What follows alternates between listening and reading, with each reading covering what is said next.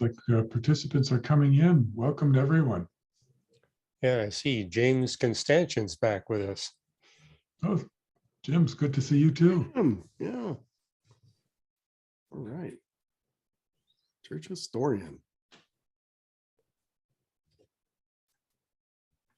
Well, as people are coming in, I'll welcome everyone to Hugh Ross's Paradoxes class. Remind everyone that if you have a question, please post it in the Q&A, and then it'll be orally communicated to Hugh by me.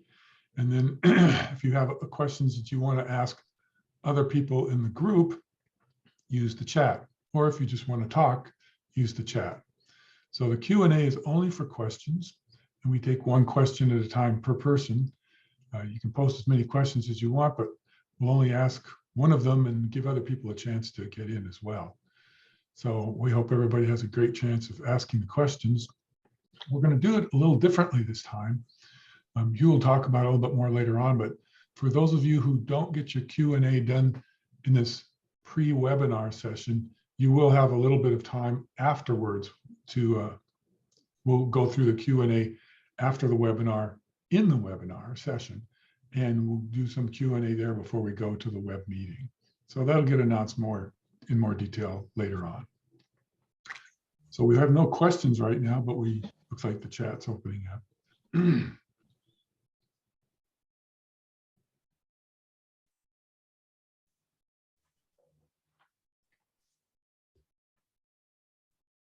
Have you seen any kind of new apologetic questions arising in the past week? Well, I've been really engaged in looking at all the different theologians, and yeah, I mean, what's interesting is that you're seeing an uptick in dual revelation practices in the cults and a drop within Christianity. So I find that quite interesting. But in terms of new discoveries, Fuzz has got a great discovery. By the way, this week we're going to begin recording a new podcast, a video podcast, where we're going to be bringing in people from our scholar community, as well as our staff scholars, to talk about the past week's scientific discoveries that give us more evidence for the Christian faith. It'll be like the creation update we used to do many years ago, only we've significantly upgraded the video quality of it. So, and I'm going to be out of town at the end of February, but they're going to bring me in via video. We have the capability of doing that. So we're going to be able to do that with a number of our scholars. And so on a weekly basis, you're going to be hearing about 3 to as many as 5 scientific discoveries that are giving us more evidence for the Christian faith. So we're going to the studio Wednesday to record some. We'll be doing that every week. Wow. Chris Thompson from Anchorage asks, a cross-reference is needed for your many books and versions. Any progress being made? What new material changes are in each edition? What we try to do when we bring out a new edition is tell you what's new in the edition. And some editions are, we call it a reprinting of all we're doing is, relatively minor adjustments, but we call it a new edition if we're actually adding content. So some significant content, but there's some editions of my books where we've added as much as 100 pages of new content. A good example of that is The Creator and the Cosmos. The 4th edition has got 100 pages of new content. The book isn't 100 pages longer because we took out about 15 pages of content that we said, hey, this is very well covered in new books we've brought out. So we basically deleted several pages down to a single paragraph and told people, hey, this is where you can go to get more. But we literally added 100 pages of new content. So often when authors do that, they change the title, but we said, no, we're going to keep the title. So. Yeah, that's pretty tricky. Some places they change the title of the book and make people buy it, even though it's the same book that's already been published. Well, we don't make money on our books, so that's not an issue for us. So. our goal is to basically price the book so we break even. Good. Yeah. Now, when you earlier mentioned something about the occult and the dual revelation, what were you talking about there? I didn't quite understand that. Well, what I've noticed, for example, with the Jehovah's Witnesses, in the old days, they were kind of promoting a young earth perspective. They've now stopped that cold. In fact, they've made it very explicit that they're old earth. They've adopted a day-age interpretation of Genesis 1. So say the days are consecutive, long periods of time. And as I read their material, and people have been telling me this for a couple of decades now, Hugh, they must be reading your books because they basically adopt the same interpretation that we do here at the Reasons to Believe, and they put it in print. And I've noticed in the old days, they were really promoting fulfilled prophecy and how Armageddon is just around the corner. What I see, they backed off quite a bit from that, mainly because they've been wrong so often. So they pulled back from that, and they're no longer claiming, hey, next year, Jesus is coming back, get ready, join us. They've backed away from that, although quite a few of their people are still pushing 2034 as the beginning of Armageddon. But if you go on their website, you really don't see that anymore. But you do see a lot of their science apologetics and their scientific concordism. I've also noticed the Christadelphians have gone down the same path. They used to be a lot like the Jehovah's Witnesses, where they're very heavy on Bible prophecy, and now we're coming in to the end times. I see them pulling back from that and promoting much more of a scientific concordism. And unlike Mormonism, they're really trying to come up with a credible scientific concordism. But yeah, it's interesting to see how much apparently they have borrowed from us. Of course, we're not claiming to be unique providers of this. They could be getting it from other sources. Yes, I've noticed that too. I've had several encounters with Jehovah's Witnesses since I moved to where I'm living now. Some of them drop things off at the door. Some of them were walking around the neighborhood, and if you walk up the sidewalk, they'll just stop you and hand you something. The documentation on creation was, I thought the same thing you did. I said, they've got to be reading Reasons to Believe stuff, because this is really clear and it really is consistent. And I thought, they're doing something right. I mean, there's a lot they're doing wrong. Obviously, their theology's off, but they're definitely Well, some older. theologians have told me that the timing doesn't look coincidental. They changed their whole perspective on the Bible and science after we came up with our books laying out the material. So they're saying, I think they're reading your material. However, they're definitely not reading our stuff on the Trinity, or if they are, they're ignoring what we're writing. Yeah, that part they can't dispense that, or else they end up becoming a different religion. Yeah, they do. Keith Wilson asked whether the Jehovah's Witnesses still hold to an eternal earth. Yeah, they are claiming that Jesus is going to come back here and rule here on planet Earth, and that's one reason why they have a very small number of people that actually get saved, because after all, the living space of the Earth isn't that great. So, yeah, in fact, there's only 144,000 that actually are in the top tier. So that's one problem, is that you got first-class Christians and their theology, and second class. And again, the Christadelphians are very similar, much smaller organization, but virtually the same beliefs. So they're not Trinitarians or Christadelphians? No, they're not. Okay. Yeah, similar to Jehovah's Witness, they believe that Jesus is subordinate, which they mean inferior, and that he didn't really exist until God had created him. So yeah, they don't see him as fully God. Got it. We have a question from Esther McCorkle. Oh, yes. Recent studies about the humoral innate immunity response to the SARS-2 COVID-19 infections in our bodies seem to add another layer to the wonders of the human body. And as a layperson, I've tried to understand the recent articles on this ongoing study. Can you add any information on this? I hope to share this as the fearfully and wonderfully made statement in the Bible. Yeah, I can recommend to Esther that she look at the articles that Fazal Rana is posting on her website. And he's got several more that are coming. And basically his point is that when you look at the human genome, you see these endogenous retroviruses. In other words, pieces of the genome that look a lot like the DNA of viruses. And evolutionists have said, hey, this is just, common descent where you got creatures incorporating the DNA when they get invaded by viruses. But Fuzz's point is this is built into the DNA on purpose in order to defend against viral attacks. And especially when people are saying, why does the human genome have so many of them?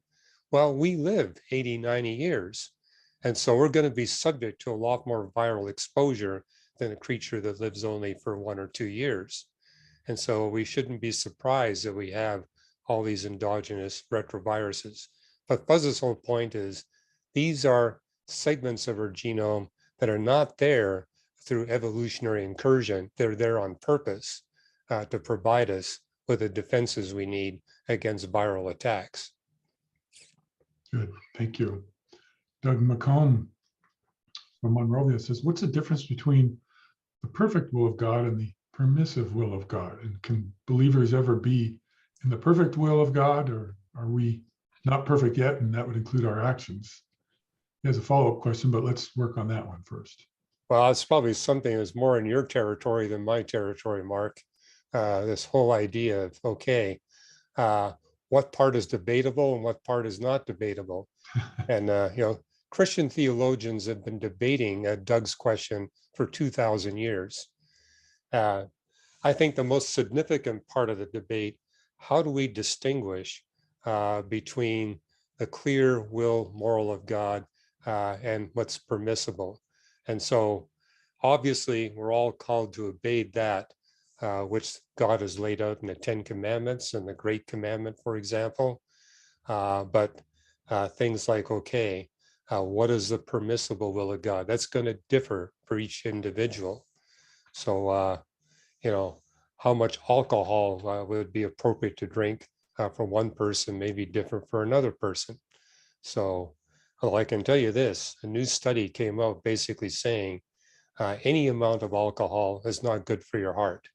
So, and I think I posted an article several months ago, maybe a year and a half ago now, where the US medical industry was saying, 1 or 2 drinks a day is not going to affect your health. And now they're saying, hey, we need to lower that to 3 drinks a week. So, that would be okay. Anything above that. That's just an example how we're talking about the permissible will of God. Jesus drank wine. How much is okay and how much is not okay? And well, it depends what you're drinking, and it depends on your body type, what's going to work. So again, I think Christians are going to be debating this for a long time.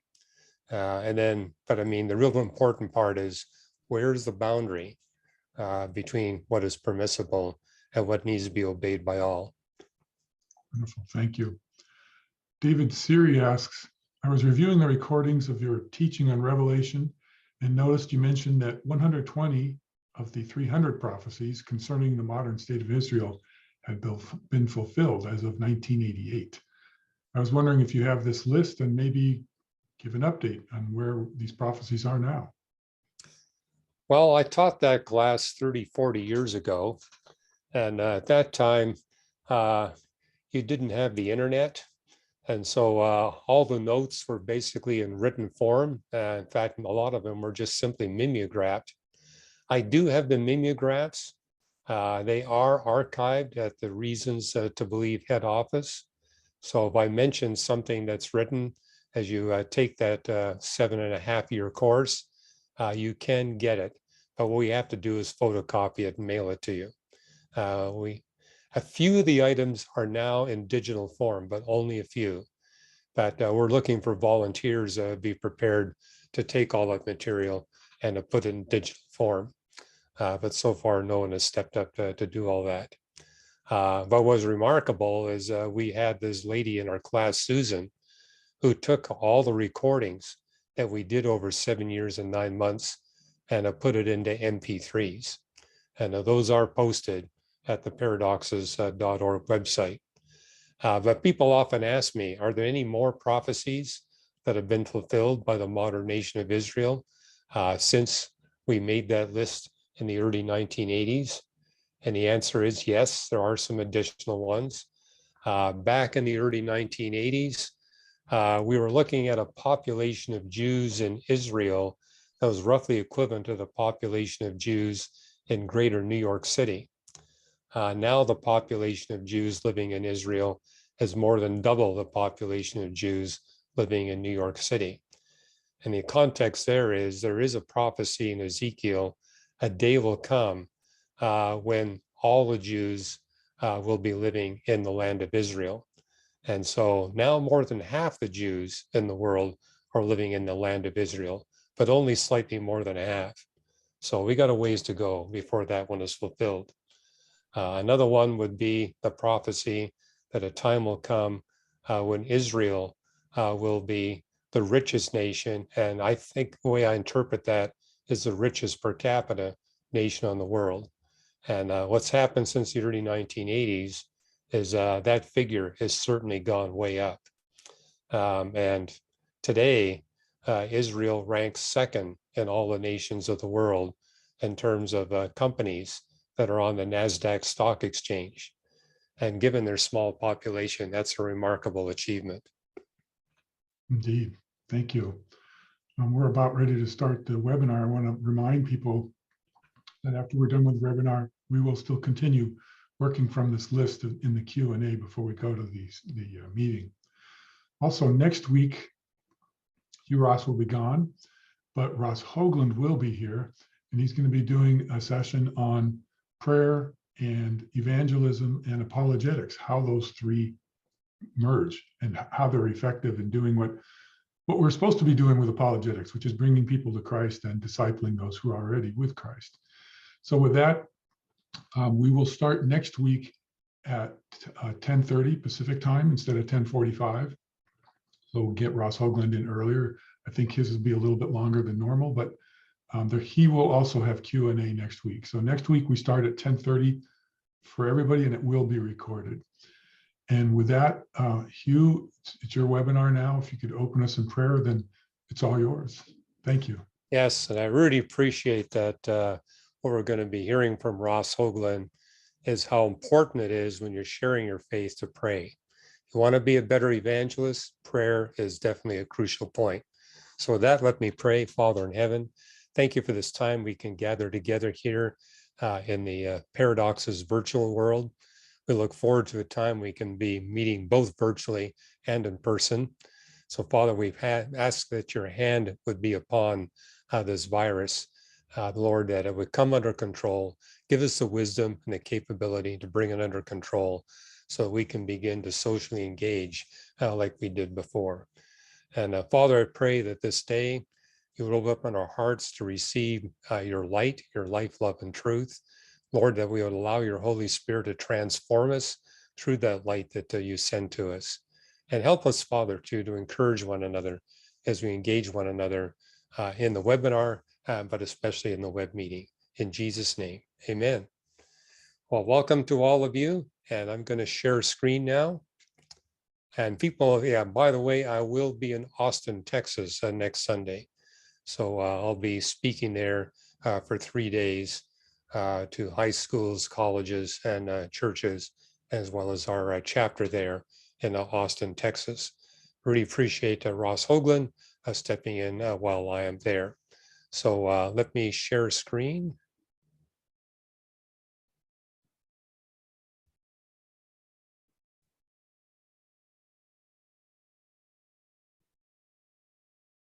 Okay, you should all be seeing my first slide now. And let me get my second computer set up the way it's supposed to be. Here we go. All right. Okay, this is the alternate Sunday where I also begin the class with some new scientific discoveries that make a stronger case for the Christian faith and the inspiration and inerrancy of the Bible. And so I've come this Sunday. These are two very recently published papers, and they're related to one another. Slightly different topics, but they make the same point. So I'm going to try to quickly get through these two here. And this first slide is just a reminder. I do take questions on Facebook and Twitter, as do all the Reasons to Believe scholars. I don't have Instagram, but the Reasons to Believe website does have Instagram. And yeah, if you're not already a subscriber to the Reasons to Believe YouTube channel, you can subscribe to free. And there's now thousands of video clips there that you can watch. And this is the first book I've written on the topic of dual revelation that we're studying in the class right now. Actually, there's just a couple of chapters on it and more than a theory. The book is more focused on the falsifiable, testable, predictive creation model we developed at Reasons to Believe. But anyone can get a free chapter at reasons.org/Ross, or if you choose, you can get a free chapter about one of my other books. The one item we do have in the Reasons to Believe store that's specifically on dual revelation is this docudrama titled Dual Revelation. And this is the address that you're going to need, the URL you're going to need to get into the web meeting when we're finished with the webinar this morning. I'll put this slide up again just before we transition from the webinar to the web meeting. But as we announced, we're going to split the second Q&A session. Part one will be in the webinar. Part two will be in the web meeting. I'll say more about that a little bit later. And this is in the chat as well as at paradoxes.org. It's the same URL we've been using for the past many months. And before I jump into these new scientific discoveries, let me give you the biblical context. And this is out of Genesis chapter 1, verse 28. And now I would commend to you verses 28, 29, and 30. Those three verses is where God is basically saying to Adam and Eve, and through them to all human beings, I'm making you in charge, you're magistrates. I put the planet Earth under your control. And he's basically saying, be fruitful and increase in number, fill the earth and subdue it. So God's goal is that humanity would occupy the entire landmass surface of the earth, be fruitful, increase in number, and subdue it. For what reason? We need a lot of people over all the land masses of the earth in order to be able to manage all the resources of planet Earth, and what it says here, for your benefit and the benefit of all of their life. Rule over the fish of the sea, govern them, and over every living creature that moves on the ground. So God is making us responsible to manage the resources of planet Earth for our specific benefit, but also for the benefit of all of their life on planet Earth. And if you read on into verses 29 and 30, it's extending this from the animal life on planet Earth to all life on planet Earth, the microbes, the plants, the vegetation, everything. And basically says in verse 30, pay particular care to wisely manage the photosynthetic life, because that's the base of the food chain. All life on planet Earth fundamentally depends on a photosynthetic life. And, you know, what's interesting is that, I'm old enough to remember all the Apollo launches, but I can recall very vividly Apollo 8. That was the first time the Saturn V rocket was launched, where they had 3 astronauts in the capsule, and they had them orbit the moon. So Apollo 8 was the first time that human beings had actually orbited around the moon. But the 3 astronauts that were on board the spacecraft, Frank Borman, Bill Anders, and James Lovell, were all believers. And And also, this is the first time they actually had this recorded live on television. Over 1 billion human beings at that time watched Apollo 8 orbiting the moon live on television. And so it was Frank Borman and Bill Anders, under the encouragement of James Lovell, that picked up a Bible and read through Genesis chapter 1. So I thought that was wonderful. 1 billion human beings, over 1 billion, heard these two astronauts reading, going back and forth, one verse at a time, going through a good chunk of Genesis chapter 1. And I'm going to pop up here a YouTube URL. I'll leave this up for a little bit. I think this is quite encouraging, because what it is the actual recording of Frank Borman and Bill Anders reading from the book of Genesis to all the peoples of the world as they're orbiting the moon. So yes, Genesis 1 is the text, and it's not the only text. You can also go to Job 37 through to 42, makes the same point. God has put us in charge of planet Earth, or to manage its resources for our benefit and the benefit of all life. And if you haven't had time to write down the URL that I put up here, if you simply go into Apollo 8 and Genesis, I think it'll bring to you this YouTube URL, and you can watch and listen to the video recording of the two of them commenting or reading exactly out of the Bible. Okay, the first discovery I want to mention here is the one about forests and grass fires, and the role that certain animals on the face of the earth play in ensuring we get just the right number and intensity of forests and grass fires. And we're living in a time when these forest and grass fires are really way beyond the norm. So this is a forest fire that was burning in Yosemite a number of years ago. This next slide here shows you grass fires. And the article I'm going to be referring to is predominantly about grass fires and how we need these grass fires. We also need forest fires. They're the ones that put charcoal into the soil, and that charcoal plays a crucial role in preserving the nutrients in the soil and in getting the right soil conditioning, so you get the right amount of water transport to the roots.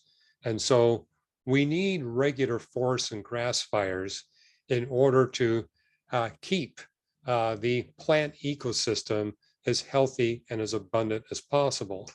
But obviously, too many forest and grass fires have the opposite effect. They wind up wiping out way more vegetation than would otherwise take the place. And this article is based on the fact that in the last few decades, we've seen a really sharp increase in the number of forests and grass fires around the world. And this graph basically shows you the wildfire extent in the United States, basically demonstrating that in terms of numbers of acres burnt, and this means, where they're completely burnt to the ground, where over 80% of the vegetation is wiped out. Those kinds of grass and forest fires have tripled in just 30 years. So we're seeing this increase, and it's and the whole point of this paper is, what's the cause of this increase? And we're actually seeing an increase over the past 130,000 years, but the most dramatic increase is what we're seeing in the last 3 decades. And on a worldwide basis, this paper is making the point that if you look at the satellites data and what they're seeing from ground-based observations, in terms of grass and forest fires, it's wiping out an area of the world on a per year basis. This is not a cumulative, this is per year. Wildfire extent worldwide over this 3-year period, 2006, 2007, 2008, consume 13% more land area than all of India. That would include what it claims in Kashmir, as well as East India and West India. You can throw in all of Nepal. All of that gets wiped out every single year. So this is a significant fraction of the landmass of planet Earth, and this is way beyond the historical norm.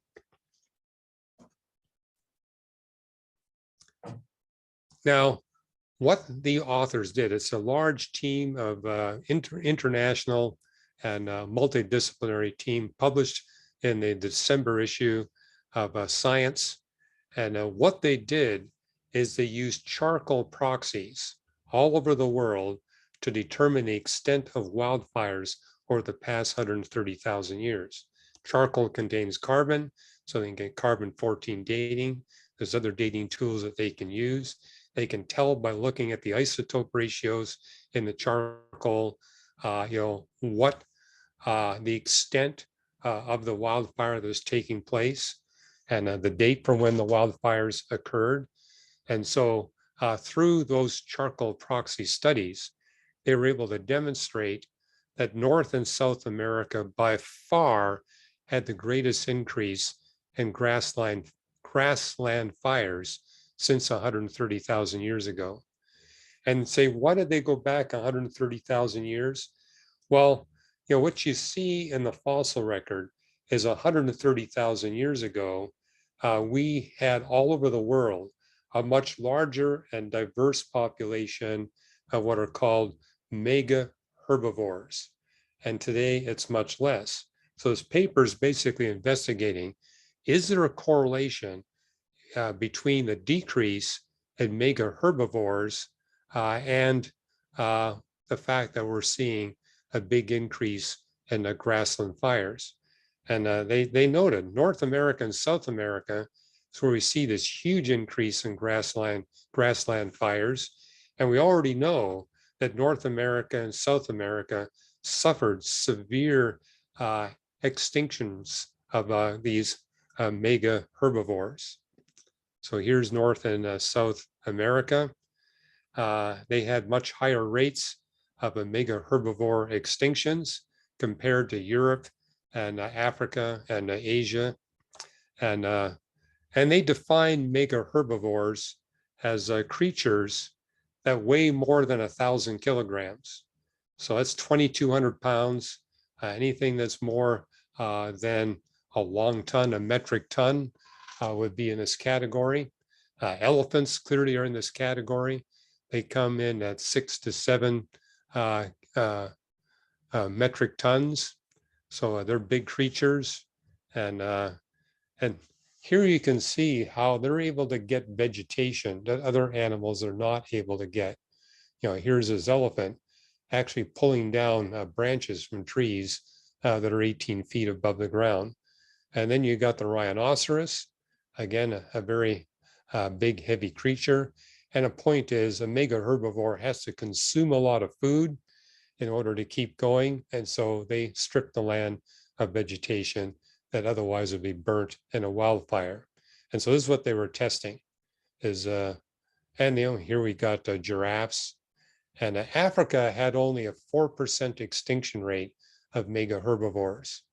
North and South America, much higher rates of extinction. But we still have mega herbivores in North America. This is a young bull moose. So it's the largest mega herbivore in North America today. One of the few mega herbivores is left. But if you go back into the last ice age, we had really big mega herbivores. Here's the woolly mammoth, which actually had a larger body mass than we see in the largest elephants on the planet Earth today, and these enormous tusks. And they were quite abundant on North America. In fact, so abundant that a lot of my friends in Canada have got fossils of these creatures. My dad had fossils of one of these, actually had most of the leg bone of one of these woolly mammoths, and he had a good chunk of one of the tusks as well. And in fact, they were so abundant in Canada that even today, the Canadian government will serve mammoth meat at state dinners. Yes, it's thousands of years old, but because parts of Canada are frozen almost all the time, there's actually frozen mammoth meat. That's just like the meat in your freezer. You can pull it and thaw it, and then you can actually serve it up. So one mammoth feeds what, 5,000 people? So, and to give an idea how big these creatures were, here's the bones of a woolly mammoth, and you can see the human beings off to the right into this museum. So yeah, really large creature here. And this actually shows you the extent of these woolly mammoths that existed during the last ice age. Notice that almost the entirety of North America was inhabited by these woolly mammoths. All of Canada, except for the Northern Islands, all of the United States, all of Mexico, only Panama and Costa Rica, Nicaragua didn't have the woolly mammoth. And again, if you go over to Europe and Asia, again, more than half of Europe and Asia was occupied by these woolly mammoths, even on the island of Borneo. They did not exist in South America, Africa, or Australia. But yeah, they went extinct during the last ice age. And not only were there these large elephant-sized creatures roaming all over North America, there was also an abundance of camels, creatures like this, and they qualify as mega herbivores. They come in, have more than 2,200 pounds. But what Karp et al. Had documented in their paper published in Science is that the adult body size in North America shrank from 1,060 kilograms down to just 140 kilograms. And the extinction rate was 68%. 68% of these species of life that came in with adult body sizes greater than 1,000 kilograms are now completely gone from North America. And the average body size literally shrank by a factor of about 8 times, and was much more devastating in South America than North America. In South America, the extinction rate was 83%, and the adult body size shrank from 950 kilograms down to just 60 kilograms. Now, this is focusing on the grazing mammals. This study did not look at the carnivores, but obviously if you're wiping out the mega herbivores, that's also going to impact the carnivores that depend on those creatures for food. They're no longer going to have that as a food source. So yes, the carnivores were also largely impacted, and both North America and South America likewise suffered a high extinction rate of the mega carnivores. But the paper really didn't address that. It focused on the grazing mammals because their interest was how this affects forest and grass fires. Now, let me talk about the fact that there's actually extinction going on in real time with these creatures. One example would be the caribou. This is a photograph of a caribou in British Columbia, also known as a reindeer. In Canada, they call them caribou, but everywhere else they call them reindeer. And when I was a child growing up in British Columbia, caribou were so incredibly plentiful that there was an open hunting season that lasted 3 weeks and anyone could get a permit. I remember growing up in Vancouver, where literally during that 3-week period, the men in our neighborhood would basically vacate on the weekend and drive up into the hinterlands of British Columbia and bag a caribou and bring it back. And one caribou provides meat that will feed a family all winter long and a good part of the spring. And I remember almost everybody came back with a caribou, but it's because they were just so incredibly plentiful at that time.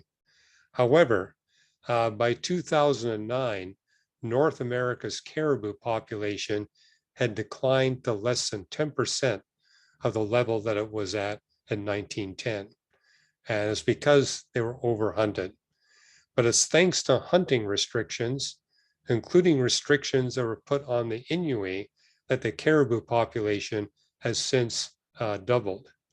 And this took a lot of negotiation because the Inuit were highly dependent on caribou for clothing. They made their clothes out of the skins, their shoes out of the skins. They used the horns. They used every part of the caribou, but they were particularly dependent upon meat. But it got to the point where they realized if we don't stop hunting, put some restrictions on the hunting in caribou, there'll be none left. And therefore, they got the Inuit to agree, okay, we're still going to let you hunt, but you're going to have to reduce your hunting by more than a factor of 5, because we need these animals to recover so you can get to the point where you can actually hunt them. And basically, they ban hunting for everybody else. And so literally, just in a little more than a decade, the caribou population has slightly more than doubled.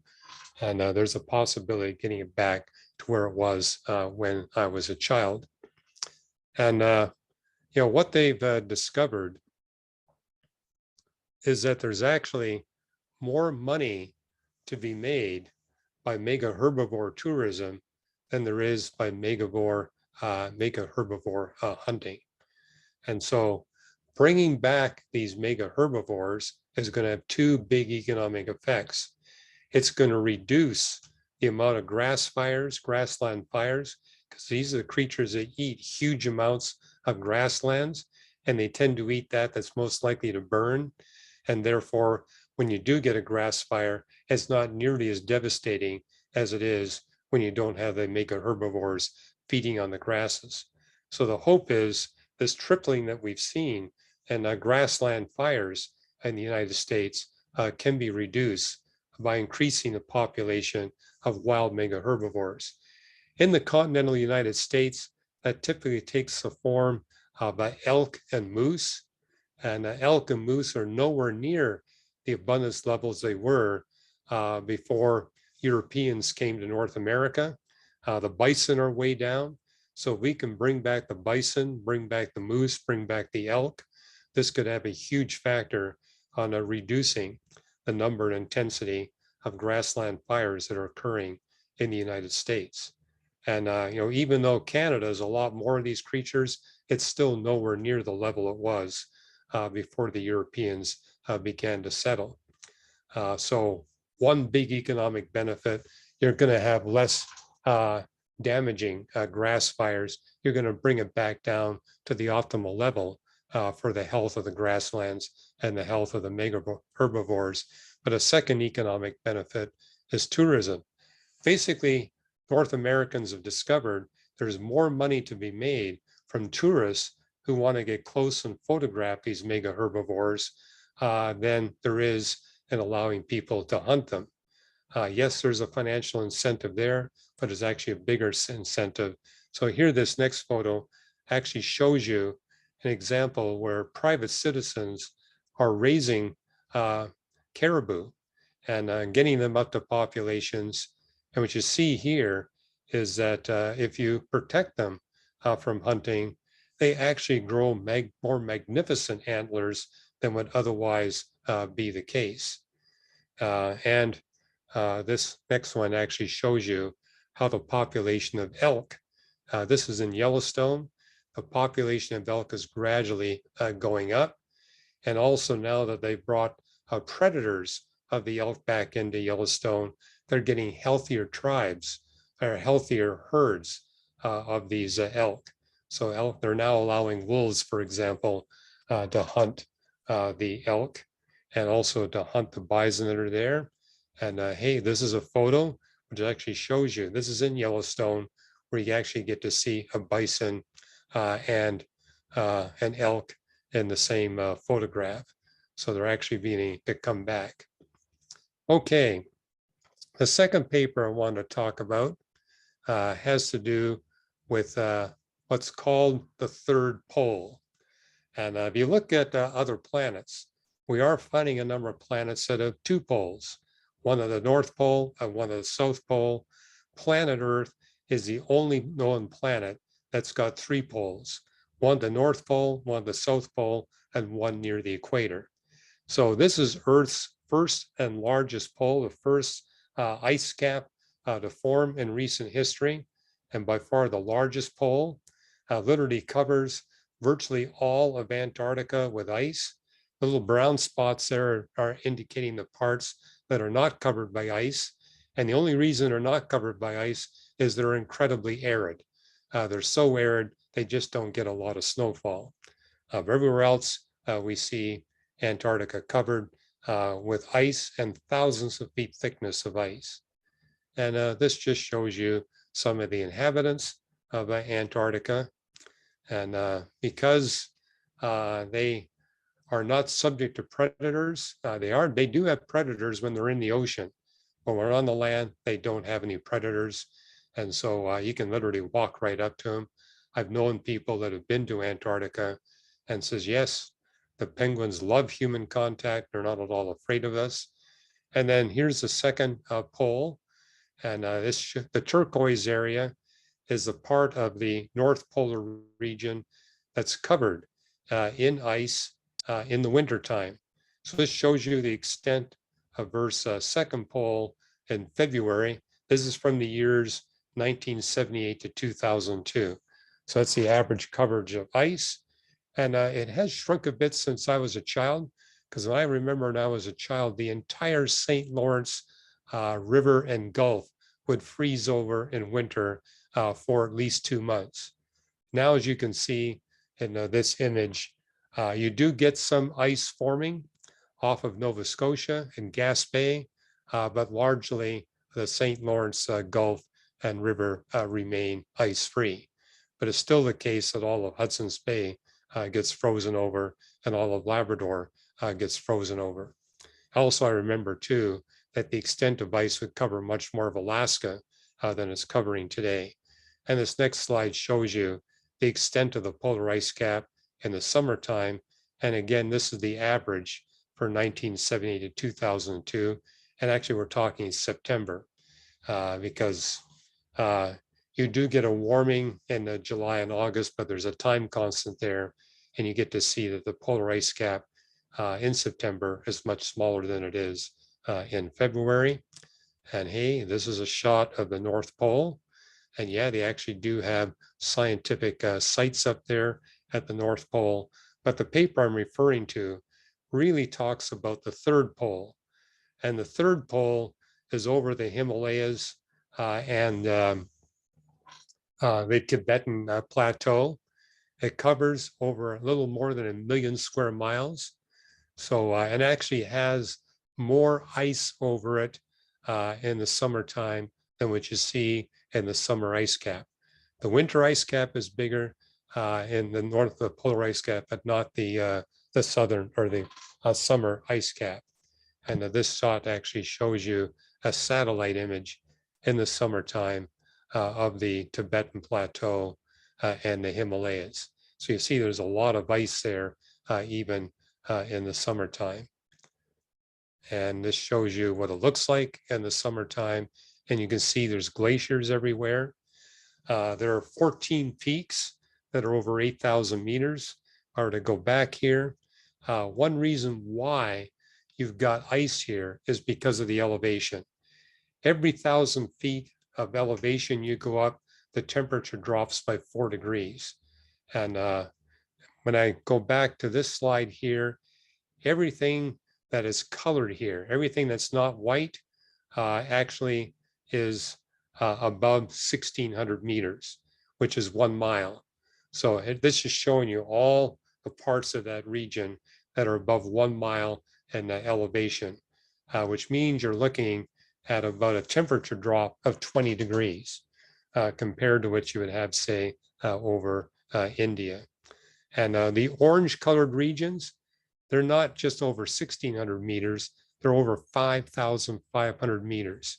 So everything you see there's that's orange colored or red colored, it's above 18,000 feet. And so 18 times 3.5, that means we're looking at about 60 degrees colder than the rest of the region. That's cold enough that anything above that 5,500 meters is going to be permanently covered in snow and in an ice.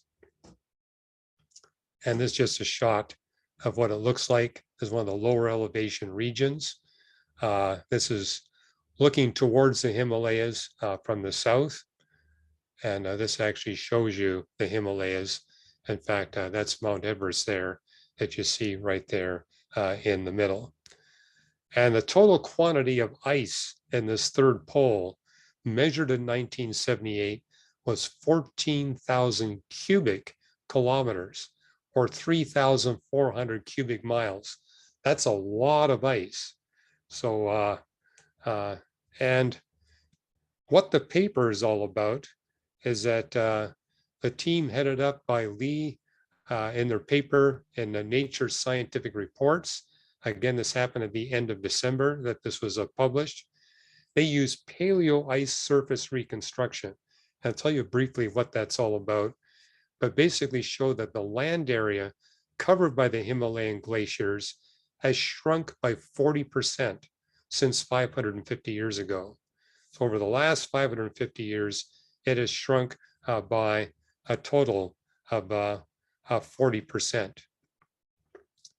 But what they noticed is that valley floor tongues retreated by more than 100 meters in height.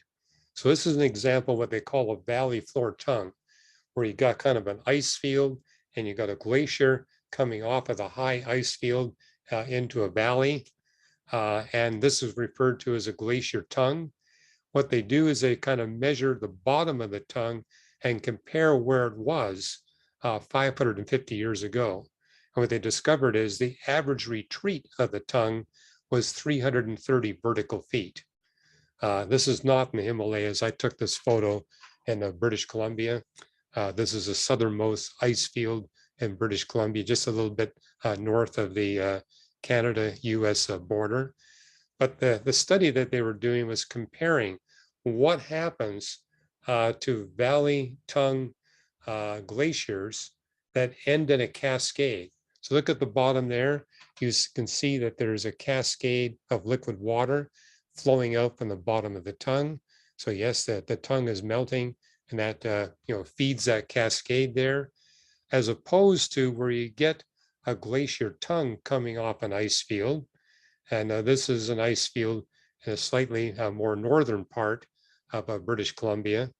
And here it ends in a lake. Now, to give you some context here, this glacier tongue is not just the white stuff you see. If you look over to the left, you can see that there's ice that literally covers the whole top half of the lake. The problem is the bottom half, you've got a lot of debris on top of the ice. So that explains why you see a combination of ice crevasses, but also a lot of boulders, a lot of dirt on top of it, because this thing is flowing down a steep slope and it carries a lot of rock material with it. But the difference is, instead of ending in a cascade, it ends in a lake. And Lee and his team basically said, hey, if it ends in a lake, this is a glacier that's going to melt 2.5 times faster than a glacial tongue that ends in a cascade. And I actually took photographs from above the glacier and at the end of the lake. So you can see all these little icebergs in the lake from the melting. And you can see off to the right, you've got a glacier that it is ending in a cascade. The one off to the left is actually ending at this particular lake. But going back to the paleo ice surface reconstructions, the two arrows you see there basically show you where the glacier was 550 years ago. And so you can see all the erosion there. You can see where the ice is retreated. And what these scientists did is they went to different parts of the Himalayas and basically used their geological measurements to determine where the size of the glacier or the ice field 550 years ago. And as they did studies going from the arrow down to the lake, for example, they were able to determine what the melt rate was at different times from the top of that edge down to the bottom of that edge. And here it shows you how it can be done. This is a much larger ice field where you got several glaciers coming together to make a tongue. But the arrow off to the left shows you, again, the extent of this ice field 550 years ago. And if you look off to the left, you can see where you got basically loose rock and then bedrock. They can go to all these places and determine where the top of the ice was at different times throughout the past 550 years. And this is what they came up with.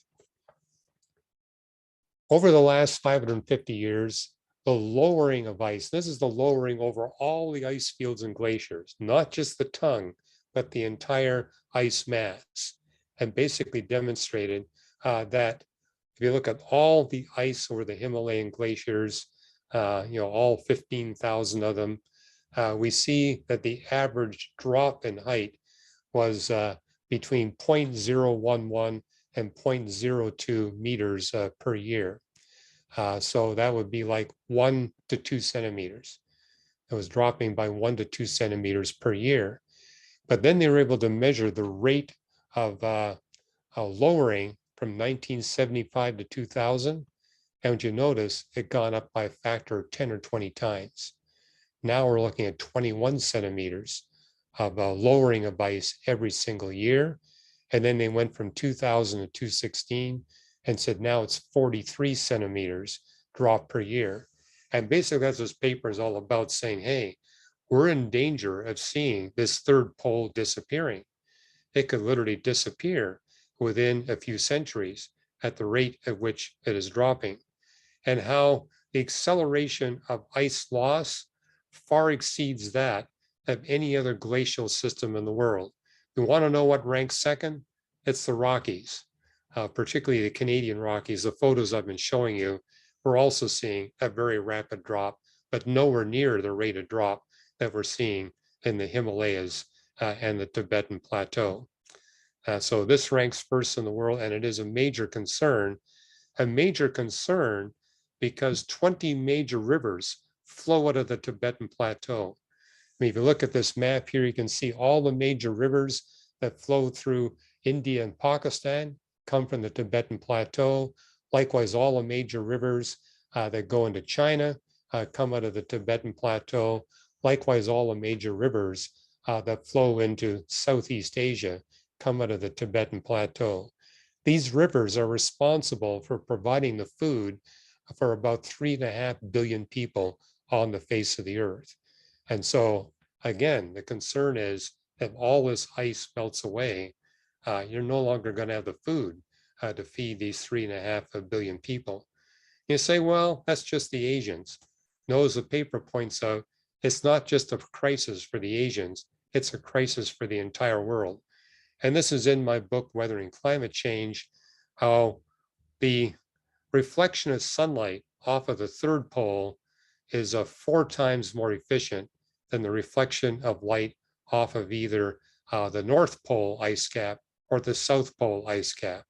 And so per unit area, the degree of planet cooling you get from sunlight being reflected off of the third pole is 4 times greater than the degree of cooling you get from either sunlight reflecting off the South Pole or the North Pole. So the paper basically says preserving the third pole is in everyone's best interest. We all should be concerned and be worried about this very rapid drop in ice that's taking place in the Himalayas and the Tibetan Plateau. And one reason why we haven't noticed that increased lowering has actually increased the water flow into those 20 major rivers. And so people living in India and China and Southeast Asia say, hey, we got more water than we've ever had before. This is great. No, it's not great, because what they have is a lot of water that's flowing into the Indian and the Pacific Oceans. That water is not all being used for agriculture. And the fact that they got more water than they used to have means that they're going to run out faster.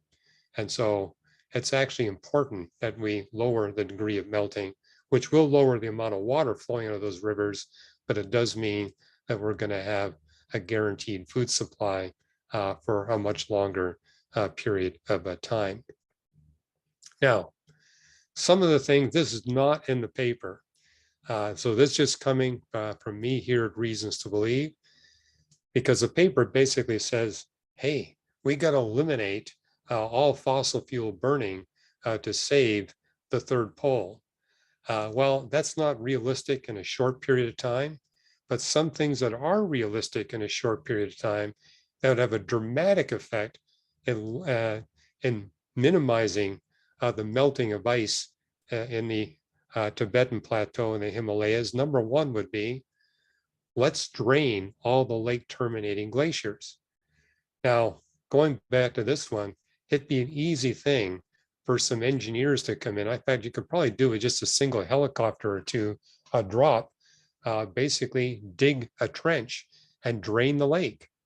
Now, the tourists, by the way, love coming to this place because it's a place of incredible beauty to see all these icebergs.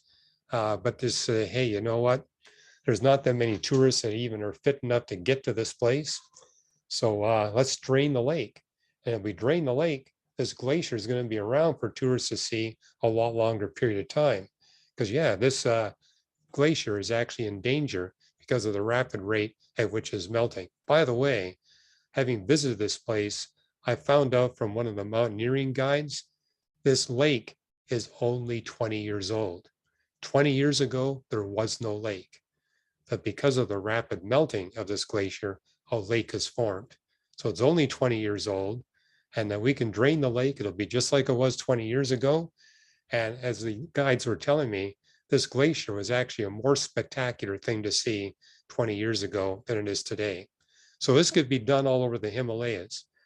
These lakes are fairly easy to get to. They're not at extremely high elevations. So let's just drain all the lakes, and that will cut down the melting, at least of these glaciers, by a factor of 2.5 times. The second thing we can do is replace all coal burning units in Asia with natural gas. That can be done immediately.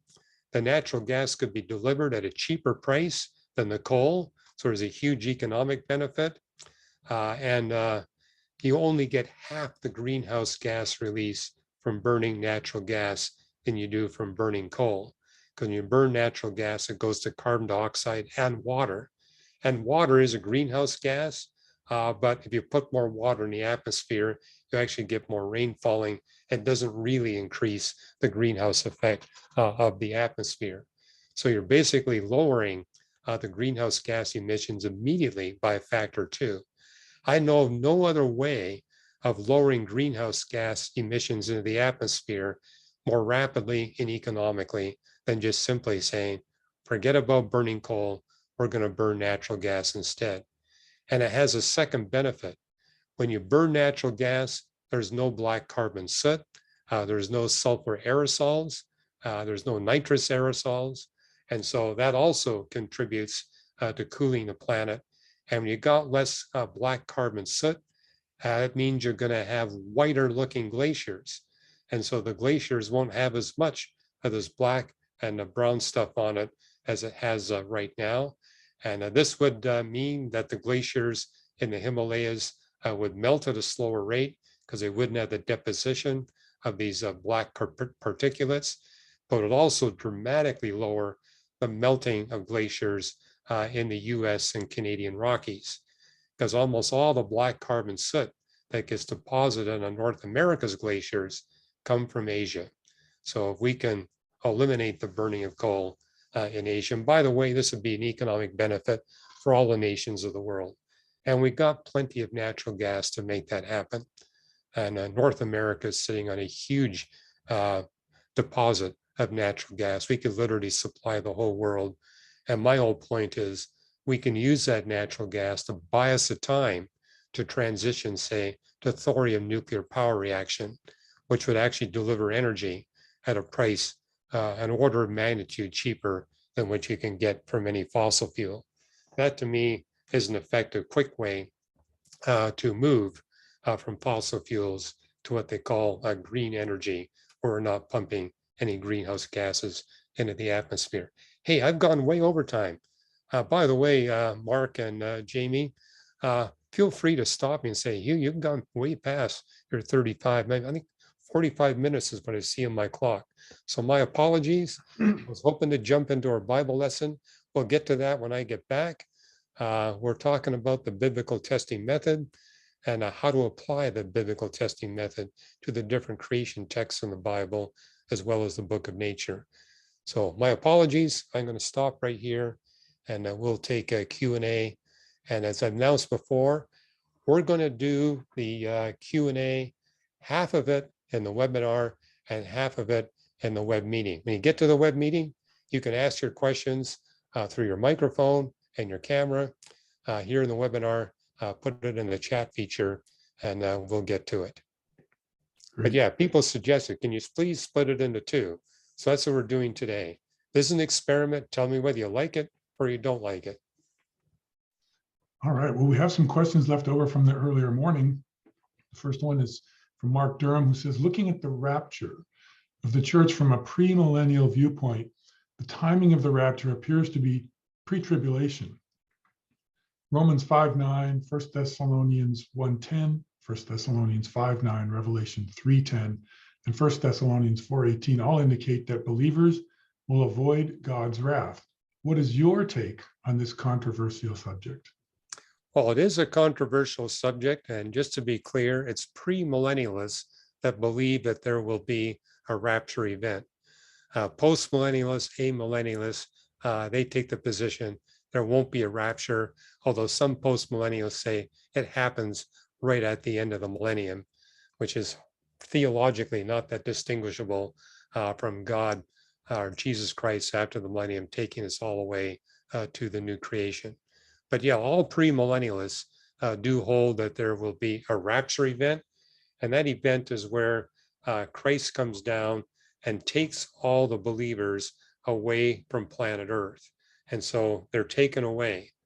And, some support for that is what you see in Revelation 6 and 7, which you see at the end of Revelation chapter 6.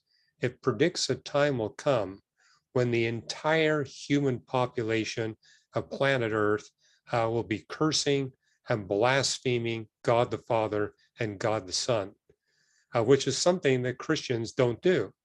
And so people are saying that means there can't be any Christians on the face of the earth at that time.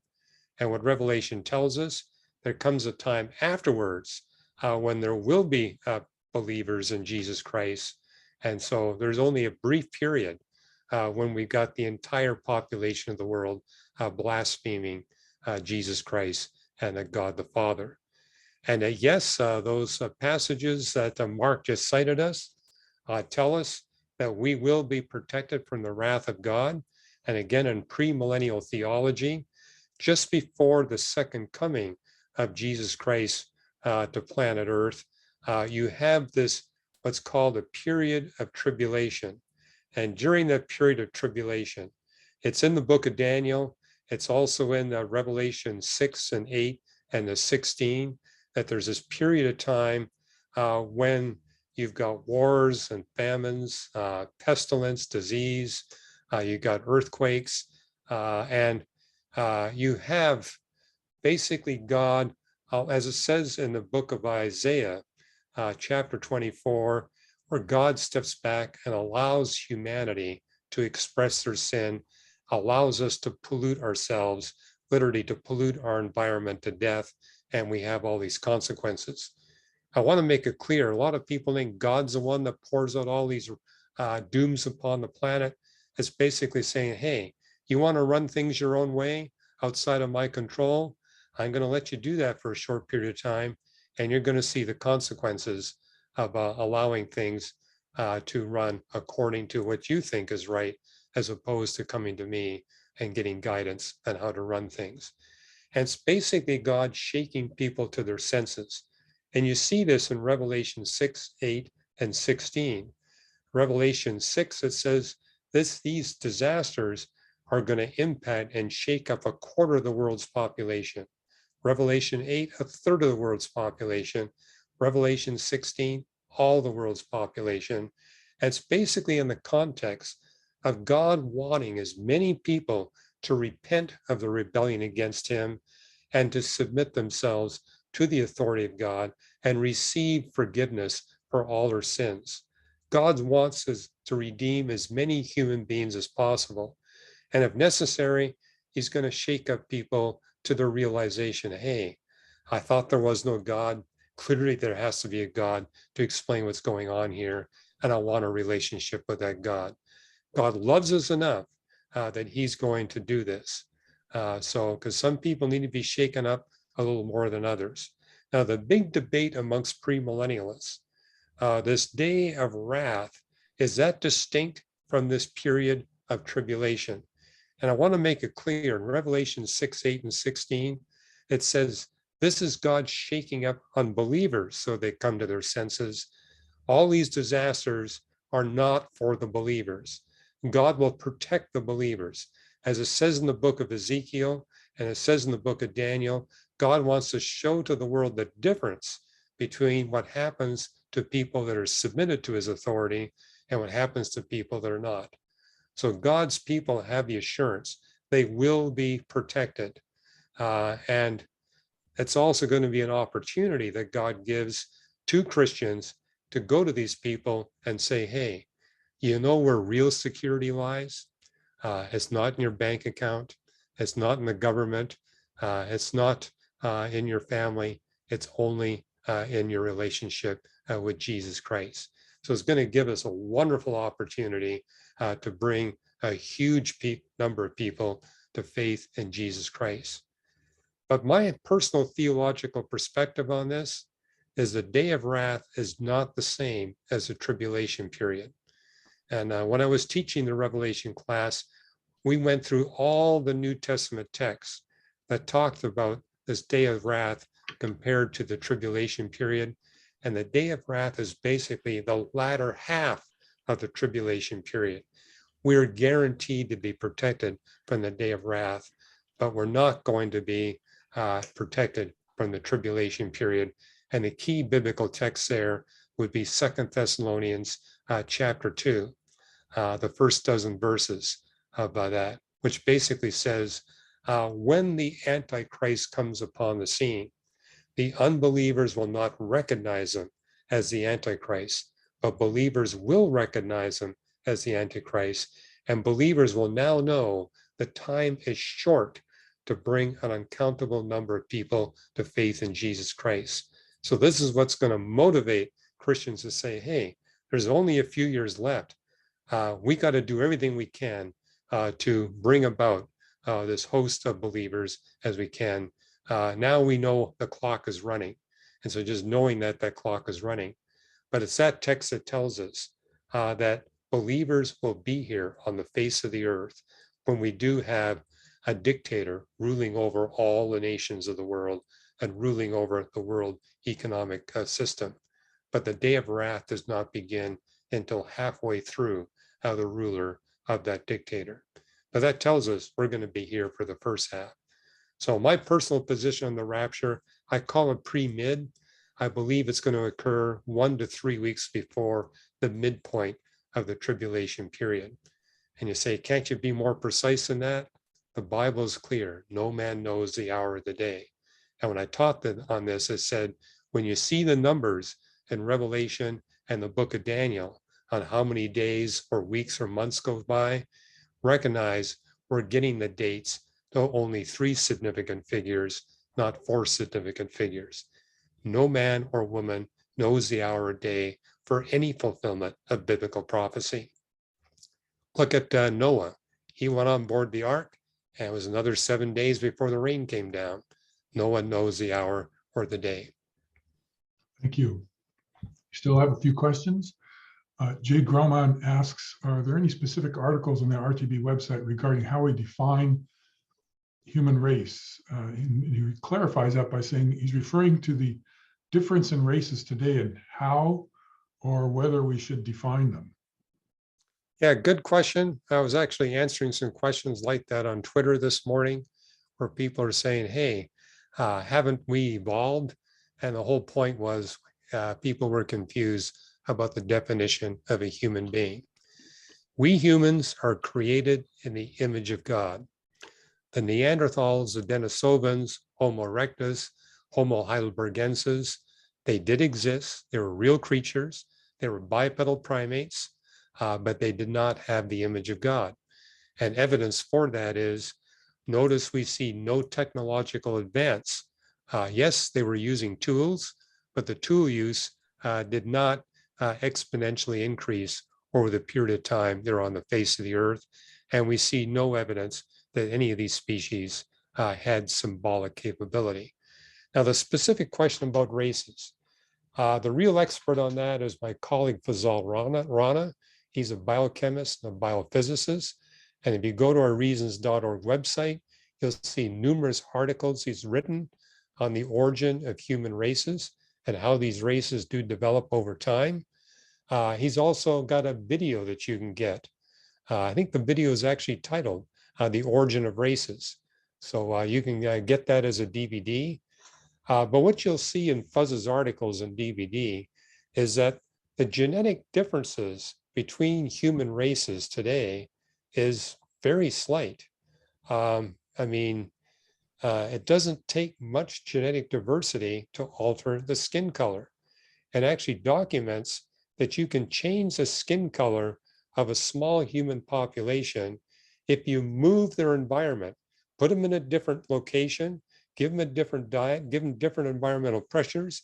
You can actually see a substantial change in skin color in as little as 4 generations. And where we see the greatest genetic distinction between races is not between the blacks and the whites. It's between the Zulu blacks and the Bantu blacks. And if you go to South Africa, the Bantus and the Zulus live relatively close together, but they have a long history of not intermarrying with one another. And so it's in Africa where we see the greatest genetic diversity. And people said, well, maybe that proves that Adam and Eve were living in Africa. Not necessarily so, because what we notice in Africa is that the Black tribes have this long history going back hundreds of generations where they simply say, we're not going to intermarry with a different tribe. So they stay within their tribe. That's preserved the genetic diversity. Whereas in Europe, Africa, and North and South America, there was a lot of intermarriage going on. And so you see much less distinction in the genetics. And so, yeah, that's what's so phenomenal is that, and I've been to South Africa, you can actually, the color is quite similar in their skin, but you see facial distinctions that are different between the Bantu blacks and the Zulu blacks. So it's not that big a deal. And you know what I find interesting, we humans make a big deal about our racial differences. We don't seem to care about the color differences amongst our cows or dogs or cats. I mean, if you look at other mammals on the face of the earth, it's clear that color diversity is simply a matter of adaptation. It's not macroevolution, it's microevolution. But again, I commend to you the articles in the DVD by my colleague, which basically makes the point, hey, there are trivial differences amongst the races, and you can get color differences in the skin quite quickly if you change the environment, which means we humans really shouldn't be caring about the colors of our different skins to the degree that we do. So Fuzz Rana or Fazal Rana is the one who they should look up on the RTB website to find Right. the answer to that question about race. Right. Okay, good. It's about 10 minutes to 12. Do you want to keep on going with this? We have Let's a few take one more question, then we'll move into the webinar or Okay. web meeting, I mean. Okay. Keith Wilson asks, Paul states that all Israel will be saved. Do you think that God will squeeze Jewish people out of other countries by persecution? Well, that's a good question. I mean, how are you going to get all the Jews of the world living in the land of Israel? And, one way to do it is persecution. That explains how many Jews wound up going to Israel after World War II. It's like, hey, we were virtually wiped out in Poland. So we're not going to live in Poland anymore. They moved to Israel. And so there was mass migrations out of Russia, out of Europe. after World War II, leaving the persecution there and settling in the land of Israel. Now we're seeing American Jews leaving the US and going to Israel. And what's motivating them is not persecution. What's motivating them are economic interests, realizing, hey, the economic climate that they see in Israel and in the context of several Jews here in the US looks more attractive. And so there's economic incentives causing people to move to the land of Israel. Likewise, we've seen a lot of Jews in Africa exit the persecution there and living in the land of Israel, particularly true in the nations like Ethiopia, which had a large Jewish population. A lot of them have left and are now living in the land of Israel. So I'm guessing this is going to continue. There'll be a combination of economic incentive and persecution. But keep in mind, Ezekiel does predict a time will come when Israel, on a per capita basis, will be the wealthiest nation in the world. In that case, there's going to be a strong economic incentive from Jews all over the world to say, hey, I'm heading to Israel. And we're more than halfway there already. Okay, what we're going to do, we're going to continue the Q&A time, or we're going to do it in a web meeting. In a web meeting, everyone can turn on their microphones and cameras or not. When you get into the web meeting, you've got an option. If you want to remain semi-anonymous, you can leave your camera off, leave your microphone off, put your questions in the chat, but also you've got the freedom to ask your questions with your microphone on and your camera on. And just like we've done in previous weeks in the web meeting, we're going to alternate between a live question from someone with their camera and microphone on and a question that comes in the chat. And we're also going to alternate that with testimonies. And what I love about the Paradoxes class, we got some amazing people in the class. And so just like with the previous weeks, if you've got a short testimony on how you've had a significant spiritual conversation, either with an unbeliever or a believer in the past few weeks, we're going to give you an opportunity to share that. So we're going to alternate between camera question, chat question, and then a testimony. So what I'm going to do is share a screen again so that, where is the share screens feature? Here we go. And just show you the slide. Here we go. This is the URL you're going to need to get into the web meeting. And when you're in the web meeting, you will be put into a waiting room. Give me a few seconds to move you from the waiting room into the web meeting. And hey, if you got things to do and want to join us in 10 minutes, I will see you in the waiting room and I'll move you over. So keep in mind, I do get a signal when someone's in the waiting room. So whatever time you join us, we'll be able to move you into that meeting. So with that, and again, this is the same URL we've been using. It's on paradoxes.org if you forget. So those of you that can join us in the web meeting, please do. And with that, I'm going to end the webinar and start up the web meeting. You make sure to promote Jamie in the meeting. Yeah, I'll make sure. I think he can join automatically, but if not, I'll make sure that he becomes a co-host because yeah, it really helps the Q&A time. All right. Okay, here we go.